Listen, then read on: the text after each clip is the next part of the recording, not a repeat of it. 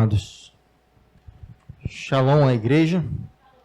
Que haja literalmente o shalom de Deus sobre a vida de vocês. Em meio a dores, em meio a inquietações, em meio até a um dia normal, que haja o shalom sobre a vida de vocês.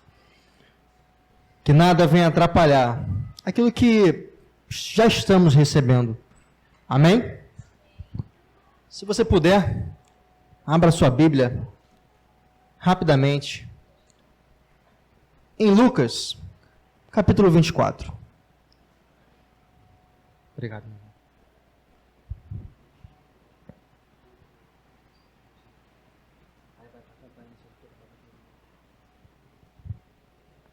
Lucas 24, a partir do versículo 25. Essa passagem vai nortear-nos nessa rápida mensagem. São 7h40 no nosso relógio. Não pense assim, caramba, já passou muito tempo e a mensagem nem começou. Não pense, porque às vezes você não veio aqui para a mensagem. Às vezes você veio para cá para louvar. Às vezes você veio para cá para se dobrar diante do altar. Então não pense, caramba, já está acabando, já está tarde. Pense, eu sei o que eu vim fazer aqui. Amém? Eu sei o que eu vim fazer aqui. Pois bem, Lucas 24, a partir do versículo 25, ele diz assim, eu vou ler aqui com vocês.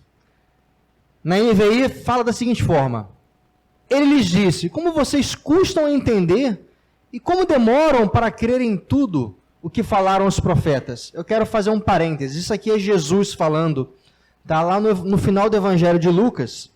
Jesus, ele já havia sido crucificado e aqui ele está reaparecendo aos seus discípulos.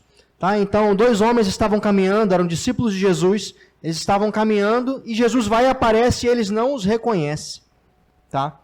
E aí ele começa a conversar com aqueles homens, eles falam, caramba, como você é desatento, você não sabe o que está acontecendo? Jesus veio, foi crucificado, ele era o profeta, a gente acreditava nele e tal, né? Mas aí ele foi crucificado, morreu, e começou a contar tudo o que estava acontecendo em Jerusalém. Né? Aí é Jesus dizendo aquilo. Ele começa a falar isso aqui, ó, Jesus. Ele diz isso, próximo. Não devia o Cristo sofrer essas coisas e entregar e entrar na sua glória? Então, começando por Moisés e todos os profetas, Jesus explicou-lhes o que constava a respeito deles em todas as Escrituras. Próximo. Ao se aproximarem do povoado para o qual estavam indo, Jesus fez como que ia mais adiante, ou seja, quis tentar, valeu, falou, né? Aí eles, porém, insistiram muito, Senhor, né, fique conosco, pois o dia já afindou e está chegando a noite. E então Jesus entrou para ficar com eles. Mas lembre-se, eles não sabiam que era o Jesus ressurreto. Quando estava à mesa com eles, ou seja, quando Jesus estava à mesa com eles, tomou o pão, deu graças, partiu o pão e deu àqueles homens. E então os olhos deles foram abertos e o reconheceram. Mas então Jesus desapareceu. Então perguntaram um ao outro, não ardia o nosso coração enquanto ele nos falava no caminho até aqui e nos explicava as Escrituras? Imediatamente levantaram-se e voltaram para Jerusalém. Ali encontraram os 11 e os que estavam com eles reunidos. O que diziam, é verdade, o Senhor ressuscitou e apareceu a Simão. E o último, então os dois contaram o que tinha acontecido no caminho e como haviam reconhecido Jesus quando ele partiu o pão à mesa. Pode fechar, por favor. Veja, nós já pincelamos um pouco dessa passagem, né, que eram os discípulos no caminho de Emaús, onde Jesus vai e aparece como um homem, e ele vai começando a conversar, aqueles homens vão conversando com ele, ele vai e explica o porquê aquele tal Jesus que eles viram ser crucificados, né, ele foi levado daquela forma, ele vai usando as Escrituras para explicar isso. E aí, ele passa, né, aqueles jovens, eles sentem um arder no coração enquanto Jesus falava, como se fosse, caramba, esse homem sabe o que fala, há uma coisa dentro de mim que testifica realmente isso aí que ele falou, caramba, realmente Jesus tinha que vir então ser crucificado. E aí ele vai e chama Jesus para estar com eles até o fim do dia, porque já era tarde, e eles sentam à mesa. Eles sentam à mesa para estar em comunhão, e Jesus vai, pega o alimento então e dá a bênção, né? Olha, eu agradeço o alimento, levantou aos céus, agradeceu, o abençoou. E esse ato, nós que já estamos, né, sendo ensinados há muito, muito tempo, que o partir do pão, ele tem um significado muito especial para o cristão, ele representa muita coisa. Então, nesse ato de Jesus partir o pão, que também representava o seu corpo que foi partido por nós, que representava um sinal de comunhão, aquele ato se concretiza na comunhão em Cristo. E aí os olhos daqueles homens se abrem e reconhecem que é Jesus. Ou seja, as tribulações, as suas emoções estavam muito agitadas, não é verdade? Por causa de tudo que estava acontecendo em Jerusalém, que eles não conseguiram enxergar o próprio Senhor diante deles. E só estando em um estado de comunhão à mesa, ou seja, guarde isso, quando você está à mesa, você tem algo especial, porque você está com pessoas que foram separadas para estarem contigo. Não é qualquer um que senta à mesa com o outro. Você não sai por aí afora e vai para um restaurante sozinho e senta à mesa de alguém. Você evita fazê-lo, porque você tem que ficar de cara a cara com aquela pessoa, você não muito bem a conhece, gera um certo desconforto.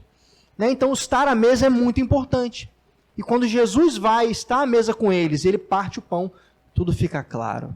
Caramba, era Jesus. Ele vai e desaparece, porque já fora cumprido o seu propósito naquele lugar.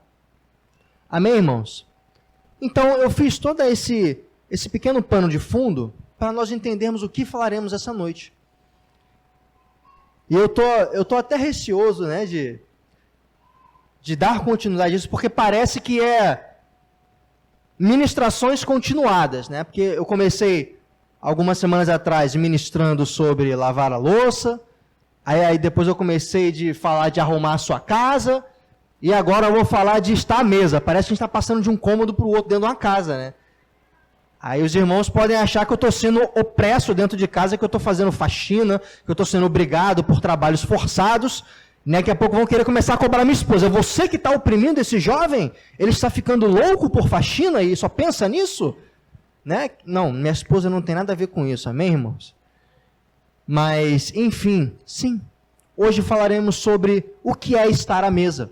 O Senhor Jesus, ele tem algo muito especial para compartilhar conosco, porque estar à mesa para ele é muito interessante.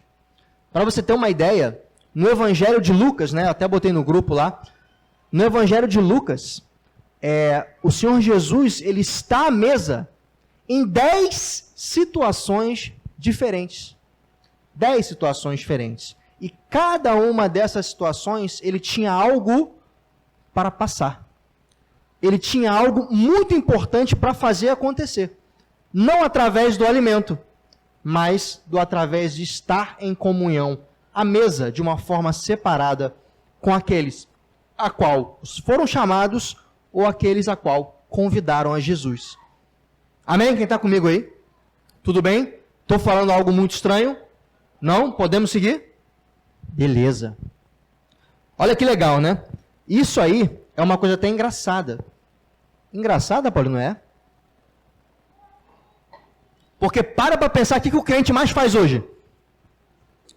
O que o crente é conhecido? Meu amado Kleber. Que não bebe, mas come, né? Que crente é comilão. Que crente só sabe comer. Não é isso? Eu estou mentindo? Não é verdade. Né? O povo fala assim, meu Deus, crente é o melhor cliente para o estabelecimento de comida. Porque ele dá um prejuízo, né? É fantástico. Rodízio, então, é a sina do crente. Porque quando chega aquele ônibus cheio de crente naquele estabelecimento, o gerente lá no fundo já começa a chorar. Não é verdade? O cara fala, meu Deus, os crentes chegaram. Dobra a comida. É assim. Fato. O negócio é tão doido, é tão louco, que vocês acreditam que até Jesus foi chamado de comilão? Até Jesus foi chamado de comilão e beberrão. É mole? Olha que loucura. E é exatamente isso que vamos falar. Lá em Lucas 5, 35, vai tratar exatamente disso. Os fariseus, eles estavam olhando tudo aquilo que aconteceu diante dos seus olhos e falaram assim, né?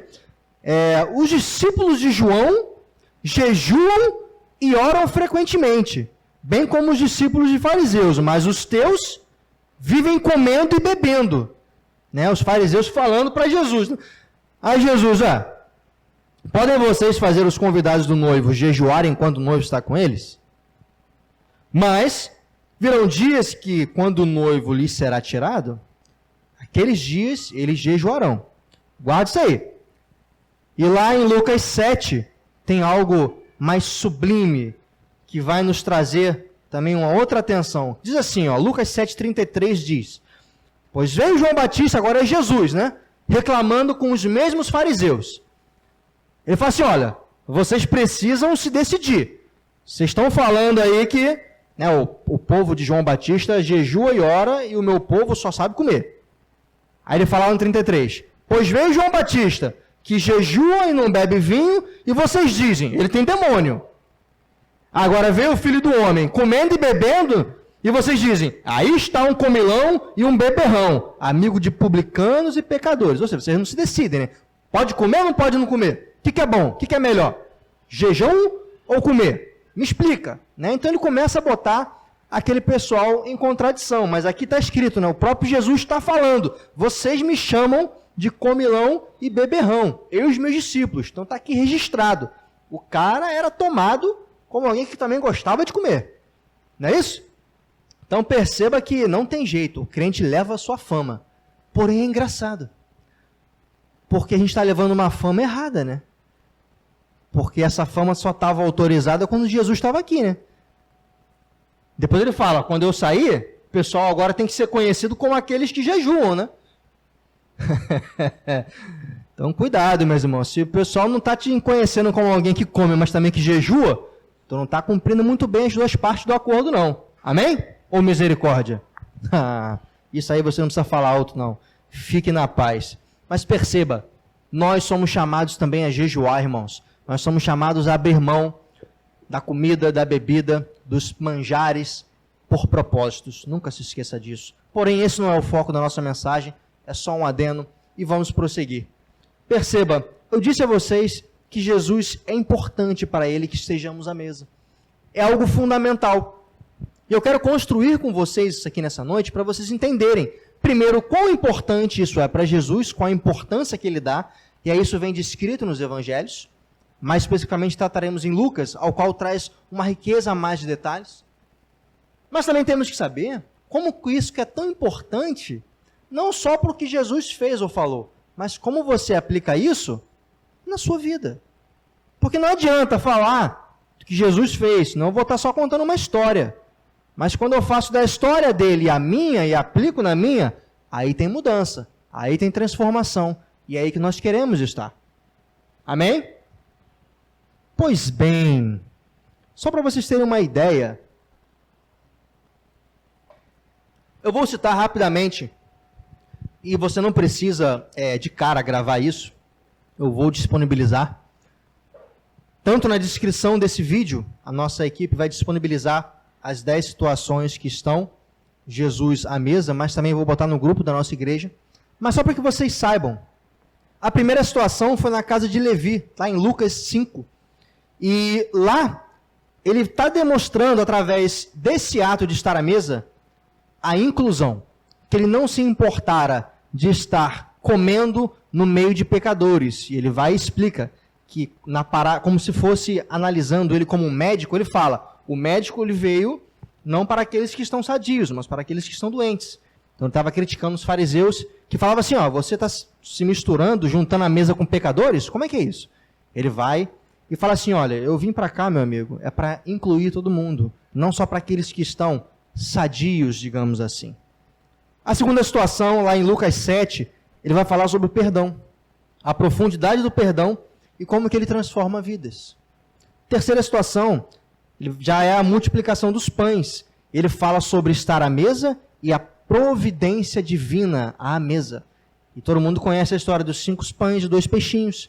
Ele vai e alimenta uma multidão de mais 5.000 homens, fora crianças e mulheres que não eram contadas.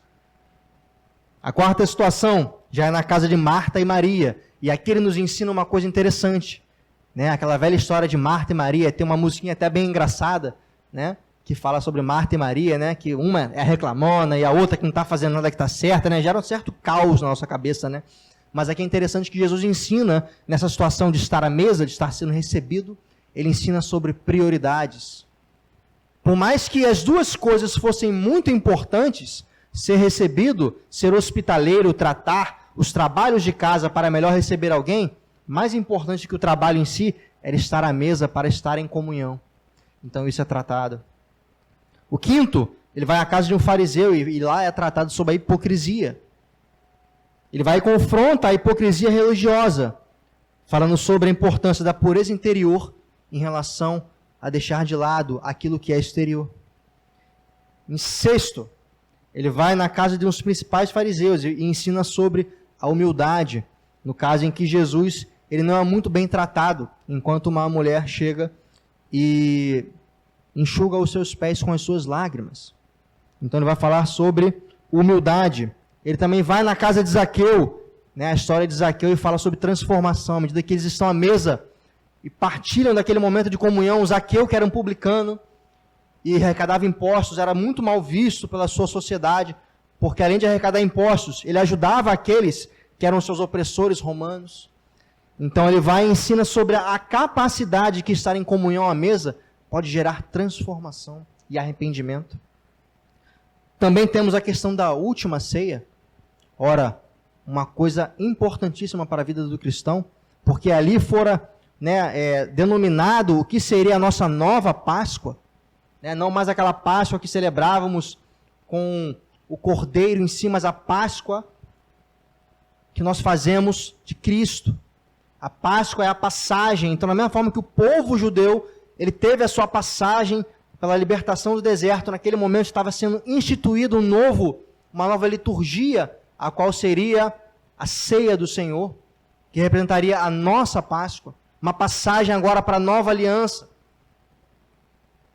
E as últimas duas, uma já lemos aqui, que é a passagem de Emaús, onde aqueles homens, os seus discípulos, à mesa conseguem enxergar claramente, através da comunhão com Cristo, aquilo que não conseguiam ver debaixo dos seus olhos, o que nos mostra que quando estamos em intimidade com o Senhor, nós conseguimos enxergar as coisas de uma forma diferente.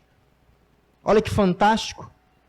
E por fim, estar à mesa também nos traz confirmação, porque logo após que esses dois homens, esses dois discípulos, eles voltaram para Jerusalém, encontraram os 11, Jesus vai e aparece novamente. O que estavam fazendo? Estavam em comunhão à mesa todos. Jesus vai e confirma, ou seja, através da comunhão à mesa nós temos confirmações. Perceba quão importante isto é para Jesus, de maneira que precisamos tratar sobre alguns aspectos muito importantes nessa noite a respeito do que é estar à mesa. Vocês concordam? É inegável. E nós podemos dividir todos esses 10 casos, basicamente em 3 grupos. E a primeira vai tratar sobre estarmos tendo a convivência, estarmos na interação, estarmos sendo hospedados por alguém à mesa. Vai falar sobre a hospitalidade. E algo me chama a atenção e eu preciso falar com vocês a respeito de Marta e Maria. Nós precisamos falar a respeito disso, porque entenda que na cultura judaica, sobretudo no Oriente Médio, estar à mesa era algo muito mais complexo e importante do que se alimentar. Não se resumia a comer. Casamentos eram organizados à mesa. Planejamentos eram organizados à mesa. Ensinos eram realizados à mesa. Era o momento em que você parava tudo o que você estava fazendo com a sua família ou com quem quer que você esteja recebendo para estar junto. E assim foi com Marta e Maria, mas tivemos um conflito o qual o Senhor Jesus ele fez questão de intervir para que ficasse muito claro para nós o que é de tão importante, ou seja, quais são as prioridades quando assuntos importantes entram em conflito. Porque, veja, era importante receber o Senhor Jesus na sua casa? Sim. Nós falamos como é importante organizar a nossa casa. Nosso canal, a nossa última mensagem foi sobre as duas casas. Que precisamos organizar a nossa casa interna e precisamos organizar a casa a qual moramos para receber o Senhor Jesus. Então, aquilo que Marta estava fazendo era lícito, era correto, ela queria se empenhar nas atividades para melhor receber o Senhor Jesus. Porém, ela quis valer desta legalidade para influenciar a sua irmã a fazer a mesma coisa que ela. Ela vai e chega ao Senhor Jesus. Olha que interessante. Como uma pessoa que é dona da sua casa vai e chega para o hóspede e pede permissão ou pede ordem dele para que a outra pessoa possa fazer algo. Já parou para pensar nisso? A casa é minha. Eu não preciso pedir permissão para ninguém. Eu não preciso pedir permissão para que alguém faça alguma coisa. Mas veja que ela tenta influenciar a sua irmã através do mestre. E aí, quando você bota Jesus na história, algo torna um pouco diferente. Só um minuto. Parou aqui?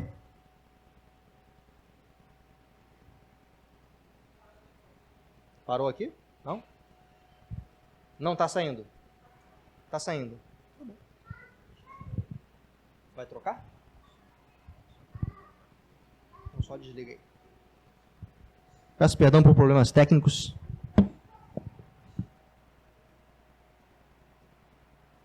Está saindo aí? Então? Voltemos. Então, você bota Jesus no meio da coisa e algo tem que ser diferente. Ela vai falar assim, Senhor, pede para minha irmã parar de ficar à toa aí e me ajudar aqui a fazer as coisas para o Senhor. Mas aí tem um problema.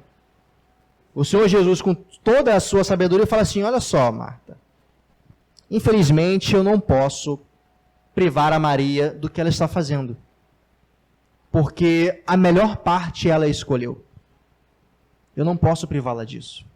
Por mais que você esteja se esforçando para fazer tudo do bom e do melhor para nós, para mim, o que mais me importa é que estando junto aqui, você possa estar em comunhão comigo.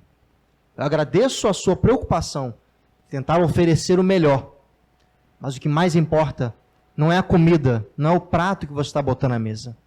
É aquilo que nós vamos conseguir através desse instrumento que se chama comida. Isso aqui precisa chamar a atenção aos nossos ouvidos e aos nossos olhos, irmãos. Porque, veja, mais importante do que você dar um banquete grandioso é você ter o relacionamento, a comunhão com quem está à mesa contigo. Isso é fundamental. Porque não adianta, se você faz um paralelo e traz para a sua vida com Cristo, não adianta todos os adornos que você prepara, não adianta todo o trabalho que você tem para arrumar a tua casa, para botar tudo do bom e do melhor, se não há relacionamento quando você senta à mesa com Jesus. Não adianta. Não adianta nada se você dentro da tua família, você bota uma mesa de tudo do bom e do melhor. Seu filho, a sua filha, a sua esposa não faz questão de estar com você sentado à mesa. Porque você não pode entregar nada além daquela comida. Perceba quão valioso isso é para as nossas vidas, de maneira que temos que começar a olhar diferente. Eu vejo famílias, até próximas de mim, que não têm o hábito de pelo menos uma vez no dia, uma vez na semana, de sentar à mesa todos juntos para almoçarem, jantarem, tomarem um café da manhã. Porque, na verdade, eles não conseguem ficar um olhando para a cara do outro, porque não tem nada para entregar. As obrigações, as preocupações de deixar tudo bonitinho, tudo arrumado, são mais importantes do que aquelas que tem de um entregar para o outro. E o nosso Senhor Jesus não gosta dessa forma. Ele não gosta que isso venha acontecer, porque quando ele vê que isso acontece na família, que é visível, certamente acontecerá com ele, a qual nós nem conseguimos enxergar. Tampouco o sentimos às vezes. Perceba como é fundamental, é extremamente importante que você ressignifique o que é estar à mesa dentro da tua casa, de maneira que isso volte também a impactar em como é estar à mesa junto ao Senhor. O que você faz quando está à mesa, tomando o seu café da manhã? Você chama o Senhor Jesus para estar contigo? Ou melhor, por que você não o chama? É porque você não tem nada para falar? Ou porque você não vai gostar do que ele vai ver? Perceba como isso é muito importante, que assimilemos e guardemos em nosso coração, mas vamos além. Não para por aí. Estar à mesa também é algo interessante, porque às vezes a casa é grande e a mesa não comporta todo mundo. E aí sabe o que acontece? Uma parte vai para um lado, outra parte vai para o outro. Isso também não agrada muito ao Senhor Jesus. Porque se você faz uma separação entre mesas, e cá entre nós, não estamos falando de uma mesa física, mas você faz algum tipo de separação para estar em comunhão à mesa, toma muito cuidado. Porque quem gostava muito de fazer isso eram os fariseus. Sabe por quê? Porque fariseu, o seu significado significa aquele que é separado, aquele que se diferencia dos demais. O fariseu assim era chamado porque eles eram separados da vala comum, porque eles eram vistos de uma forma diferente, como alguém que buscava estar se santificando, alguém como que, olha, eu vejo esse homem, ele me parece mais correto que aquele, porque eram mestres na lei, porque eram estudiosos. Então eles se sentiam separados, e assim eles os faziam, de maneira que eles não aceitavam estar junto com os demais. Mas perceba que Jesus veio para falar exatamente sobre isso, lá em Lucas 5:29. Veja, então Levi ofereceu um grande banquete a Jesus em sua casa. Havia muita gente comendo com eles, publicanos e outras pessoas. Lembrando que publicanos são os coletores de impostos, que eram tomados como pecadores e pessoas odiadas, né? Mas os fariseus e aqueles mestres da lei, que eram da mesma facção, queixaram-se aos discípulos de Jesus: por que vocês comem e bebem com publicanos e pecadores? E aí vem aquela máxima de Jesus e fala: olha, não são os que têm saúde que precisam de médico, mas sim os doentes. Não vim chamar justos, mas pecadores ao arrependimento. Às vezes nós fazemos separações dentro de nossa casa, dentro do nosso ambiente de trabalho, dentro da nossa família, de maneira que, olha, não me misturo com você, não me misturo com você, porque você é isso, porque você é aquilo, porque eu sou assim, porque eu sou assado. Toma muito cuidado com as divisões que você faz dentro da tua família, da tua casa, porque isso não vem de Jesus. O Senhor Jesus, ele pelo contrário, ele faz questão de, numa situação mais íntima, poder olhar para cada um e agregar a todos. Como diria os da guerra, a gregos e troianos. Ele fazia questão porque a unidade é importante. A pacificação é importante, a segregação não traz a paz. Pelo contrário, traz o conflito. Então toma muito cuidado com o senso de merecimento que você cria para não estar com alguém. Porque você pode estar fazendo exatamente como um fariseu. Falando, não, eu não vou até aquela casa porque eu não me misturo com aquela gente. Ué, mas calma aí, por que você não vai? E se o Senhor te mandar ir lá para levar a palavra, você vai ou você vai achar que eles não são merecedores? Cuidado. Cuidado. Cuidado com as separações que você faz na sua mente, no seu ego, no seu coração. Porque à medida que você usa, também será usada contra você. De maneira que você pode ser também separado no reino dos céus para ir para um outro reino. Amém? Misericórdia. Isso aí. Pois bem, mas estar à mesa, senhores, entenda, é algo também que nos dá uma legalidade para que aqueles que não são, digamos que da nossa religião, explorem muito o que se chama de caridade. Entenda, uma das coisas que Jesus fez foi se preocupar com realmente a necessidade fisiológica das pessoas, com o alimento. Por isso que, depois daquele sermão que ele dá para aquele povo, os apóstolos olham assim, olha, pelo amor de Deus, despede esse pessoal, porque nós não temos comida para todo mundo.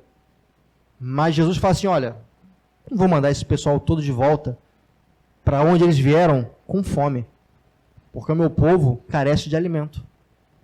E através dessa atitude, que em poucos instantes aconteceria, o Senhor Jesus está mostrando que, estando em comunhão, é importante que possamos também aprender o que é a caridade, o que é partilhar de algo que você tem que o outro não tem. E quando você está à mesa, você tem essa oportunidade. Sabe por quê? Porque quando você está à mesa, de alguma forma você consegue enxergar todo mundo. Nada fica muito turvo, sendo redonda ou quadrada, cada um dos que estão nas cadeiras consegue enxergar. E é por isso que é tão importante estar à mesa. Porque quando você senta, você consegue ver cada um daqueles que estão contigo, conversando, partilhando, interagindo. E através dessa proximidade você consegue identificar a necessidade do seu irmão. Ele precisa disso, eu tenho isso, eu posso dar. Ele precisa daquilo, eu conheço alguém que tenha. E assim você consegue fazer conexões. Quando estamos aqui, na igreja, nós não temos tanta proximidade porque temos pouco tempo de interação. Mas quando estamos em comunhão na casa um dos outros, nós conseguimos ir além do que esse pouco tempo nos é oferecido. Nós podemos enxergar aquilo que o irmão pode precisar, aquilo que podemos dar. Não se resume a comida ou dinheiro, mas se resume também às vezes a serviços, a favores, a troca de experiências, a conselhos que você só consegue enxergar estando próximo. E é por isso que é tão importante que nós também possamos fazer o quê? Caridades. Eu tive a oportunidade de participar, eu acho que muitos aqui puderam participar, no trabalho que fizemos juntos a outras igrejas, de distribuição de alimentos. Nós fizemos um trabalho desse fantástico. Eu não falo isso no intuito de aparecer, mas falo no intuito de dizer que muito mais importante do que você ser satisfeito é você poder entregar aquilo a alguém que não tem como conseguir naquele momento. E Jesus fez isso com aqueles homens que precisavam de comida. Ele pegou simplesmente 5 pães e 2 peixinhos e alimentou uma multidão. E assim ele espera que os seus servos o façam. Através de hospitalidade, através de provisão, manifeste a multiplicação e o poder de Deus na terra, levando alimentos, levando cobertores, roupas, porque muitos não têm acesso ao básico. E nós, às vezes, temos em fartura. E muitos já foi falado nessa igreja, de que quando você recebe em abundância, não se resume só a você, mas também àqueles que podem ser abençoados por você. Por isso é tão importante a comunhão à mesa. Quem está comigo diz amém. Amém? Mas falamos também sobre um terceiro grupo.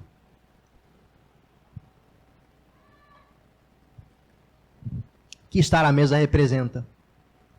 Estar à mesa, ele também pode ser uma celebração. Ele pode estar relacionado a um memorial. Né? É muito comum aqui no Brasil e no mundo inteiro as pessoas estarem à mesa na data de 24 de dezembro, não é mesmo? Elas fazem toda uma cerimônia, uma ceia, né? E alguns trocam presentes, outros falam algumas coisas de Jesus, enfim. Estar à mesa também nos remete a Marcos, a cerimônias que têm um valor importantíssimo. Todo tipo de cerimônia, ela busca te fazer lembrar, te fazer servir como um memorial para algo importante. E assim o Senhor também fez.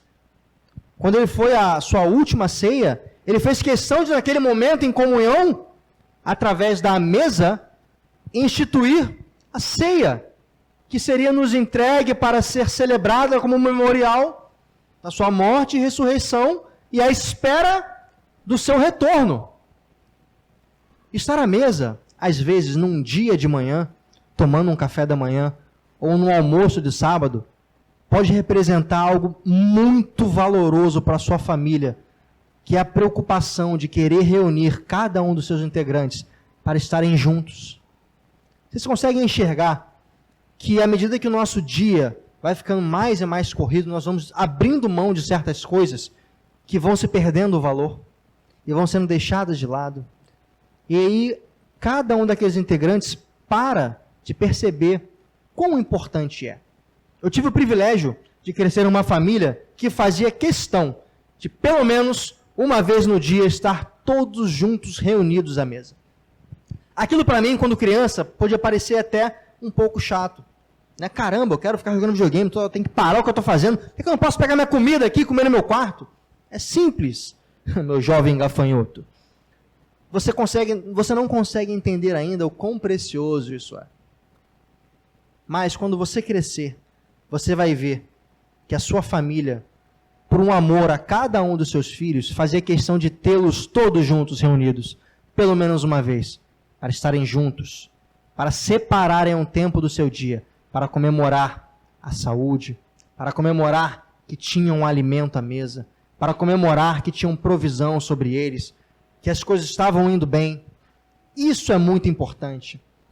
As pessoas não conseguem entender e acham que é religiosidade. Ah, não, vocês fazem a ceia, né, todo primeiro domingo do mês, ou algumas igrejas como o segundo domingo do mês. Isso é religiosidade, né? É uma coisa desnecessária, é um gasto a mais, tem que comprar biscoito, comprar pão, suco de uva. Tem povo que até bebe vinho, fica doidão. Isso é horrível e não consegue entender. Mas, na verdade, esse memorial ele é fundamental para que lembremos o significado daquilo que estamos fazendo. E eu volto a dizer, estamos falando de estar à mesa, não é a respeito de comida e bebida. É sobre o seu significado. É sobre o que está sendo alcançado através daquela oportunidade. Estão comigo? O silêncio, às vezes, é preocupante. Amém? Eu quero fazer um adendo antes de irmos para a parte final da nossa mensagem, porque já estamos acabando. Percebam, isso eu só posso falar pelo Brasil, porque eu não conheço muito das culturas afora. Mas aqui no Brasil nós temos um problema muito sério. Muito sério. Eu não sei se é porque aqui o sol é muito forte e nós não enxergamos muito bem. Eu não sei se é o calor que deixa a gente fora da nossa faculdade mental. Mas é muito comum as pessoas confundirem a sala de jantar ou a cozinha com a lavanderia. Isso é muito comum. Como assim? É simples. O pessoal acha que estando à mesa é lugar de lavar roupa. Suja. E eu quero fazer uma observação a respeito disso. Cuidado. Cada situação ela pode ser usada para o bem e para o mal. Muitas pessoas escolhem estar à mesa e usar isso para o mal. Usar para gula, usar para fazer fofoca e usar para lavar a roupa suja. Meus irmãos, não há repreensão adequada, senão aquela que convém sobre como se alimentar quando se está à mesa. Obviamente que se o meu filho estiver comendo, botando a mão na boca e a mão na comida, eu vou repreendê-lo. Ele está fazendo algo não correto. Tá? Isso aí até muda de cultura para cultura, porque tem cultura que você come com a mão. Para a gente isso não é correto. Para você ver como são as coisas. Mas, essa é a única repreensão que lhes cabe. Está fazendo besteira na mesa? Comporte-se. Estamos à mesa, isso aqui é coisa séria. Mas, falar o que você fez no verão passado, né, na frente de toda a família, na frente do tio do pavê, não convém. Porque dessa forma você está humilhando as pessoas. Você está criando uma oportunidade e usando dela para ser negativa. Tantas coisas boas que você pode fazer com a sua família, com os seus amigos, não convém ficar criando mais problemas. Porque isso gera ira, isso gera discórdia, isso gera dissensão. E não é isso que procuramos quando estamos à mesa. Toda a repreensão que Jesus fez quando estava à mesa era para crescimento do reino. Era para crescimento do reino. Guardem isso em nome de Jesus. Eu convido vocês a ficarem de pé nesse momento, porque já estamos acabando.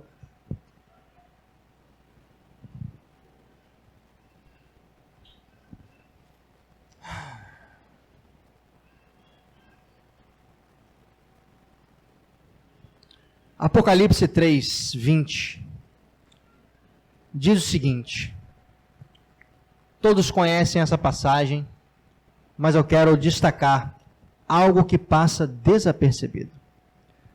A palavra diz, eis que estou à porta e bato. Se alguém ouvir a minha voz e abrir a porta, entrarei. Até aqui todo mundo fala. Eu tenho que estar atento, porque se Jesus bater a minha porta, eu tenho que abrir para ele entrar. Glória a Deus. Mas tem um detalhe.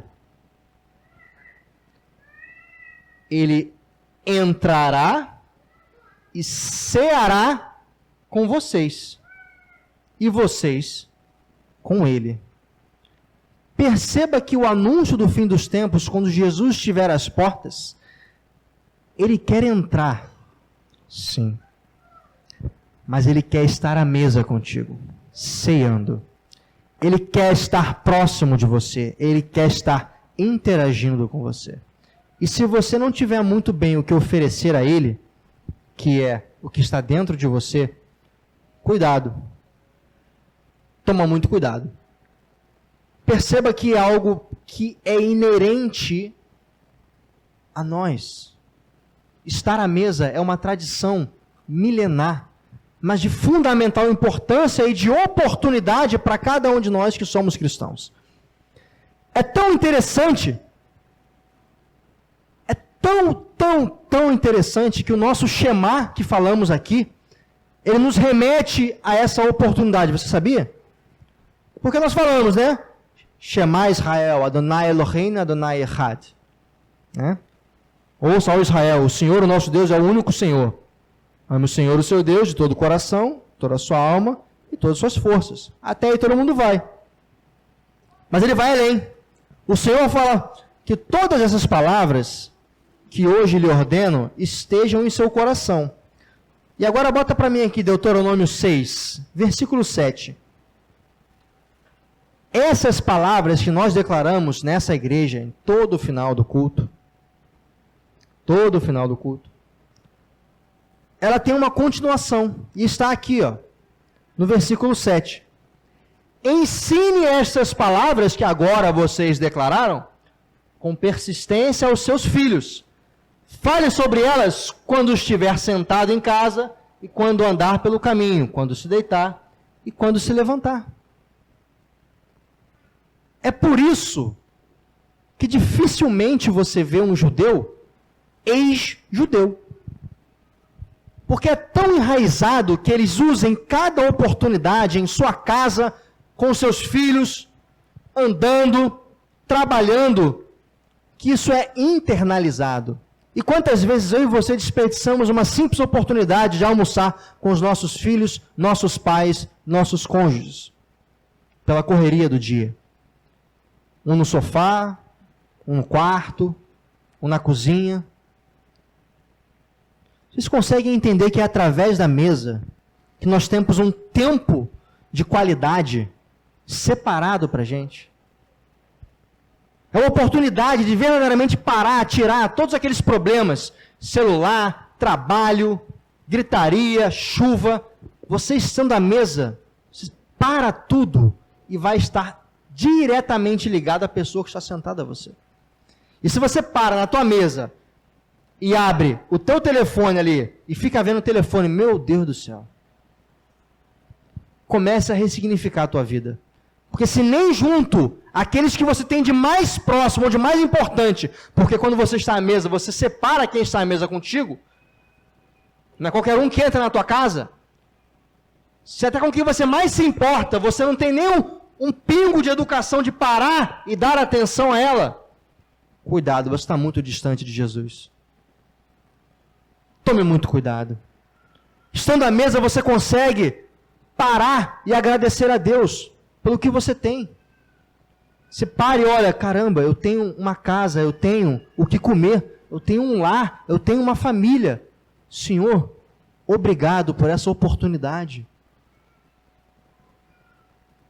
Quando você faz isso dentro da tua casa, os teus filhos veem este ritual, esse memorial que você faz e consegue entender um pouco mais de Cristo.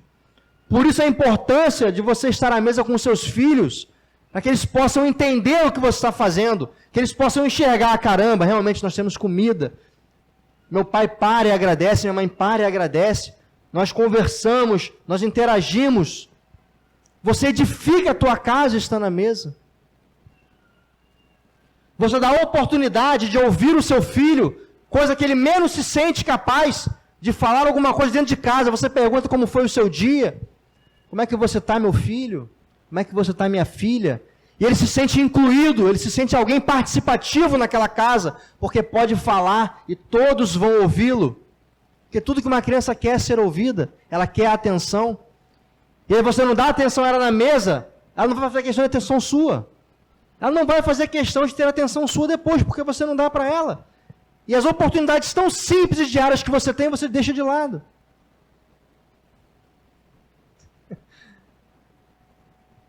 Meus amados, que nessa noite você possa ressignificar o que é estar à mesa.